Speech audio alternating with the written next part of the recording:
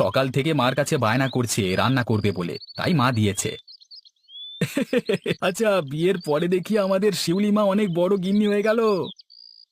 তাই তো দেখছি রে।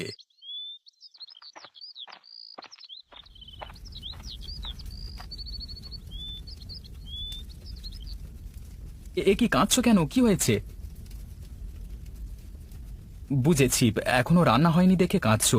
তুমি উঠে পড়ো, মা বাকি রান্নাটা তাড়াতাড়ি শেষ করে ফেলবে। আমার তো রান্না শেষ। তাহলে এভাবে কাঁদছো কেন? ভাত রান্না করেছি, সেটা চালের মতো শক্তই রয়ে গেছে। মাংস রান্না করেছি, সেটাও কাঁচা। আর মাছের তরকারিতে মাছের আঁশটে গন্ধ। তার মানে মাছও হয়নি ভালো মতো। কি মা, এভাবে হাসবার কি আছে? প্রায় বিকেল হয়ে গেছে, সবার অনেক ক্ষুধাও লেগেছে। এর মধ্যে এই অঘটন! এখন আবার মাছ মাংস কখন কিনে আনবো, কখন রান্না হবে, আমার মাথায় কিছুই আসছে না। চিন্তার কোনো কারণ নেই, একদম নিশ্চিন্তে থাক। আমি এক্ষুনি সবাইকে খেতে দিচ্ছি। কি বলছেন মা? আপনার কথা তো আমি কিছুই বুঝতে পারছি না। মা, রহস্য করো না। এখন বিপদের সময় রহস্য করবার নয়, আমার খুব চিন্তা হচ্ছে। এখন কি ডাল ভাত খেতে দেবে সবাইকে? এ তো ভারী লজ্জার বিষয় হবে। বাবা, তুই তো এত বছর যাবত আমাকে দেখছিস, নিজের দায়িত্বের প্রতি এতটুকু অবহেলা কখনো আমি করিনি। তোকেও সেভাবে মানুষ করেছি। তুই ভাবলি কি করে বিয়ের পর আজ প্রথম তোর শ্বশুর মশাই আসবেন বাড়িতে, আর আমি একটা বাচ্চা মেয়ের হাতে সব কাজের বোঝা চাপিয়ে নিশ্চিন্তে বসে থাকবো?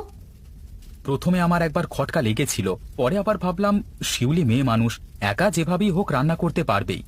মেয়েরা তো জন্মগতভাবেই এই গুণটা পেয়ে থাকে।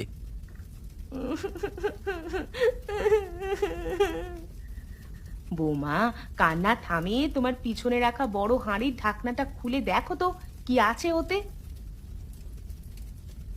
আরে, এতে তো দেখি বিরিয়ানি। আমার বাবা আর মামার খুব পছন্দের। বিরিয়ানি হলে ওদের আর কিচ্ছু লাগে না। হ্যাঁ, তুমি আমাকে একদিন বলেছিলে তোমার বাবা আর মামা বিরিয়ানি খেতে খুব পছন্দ করেন।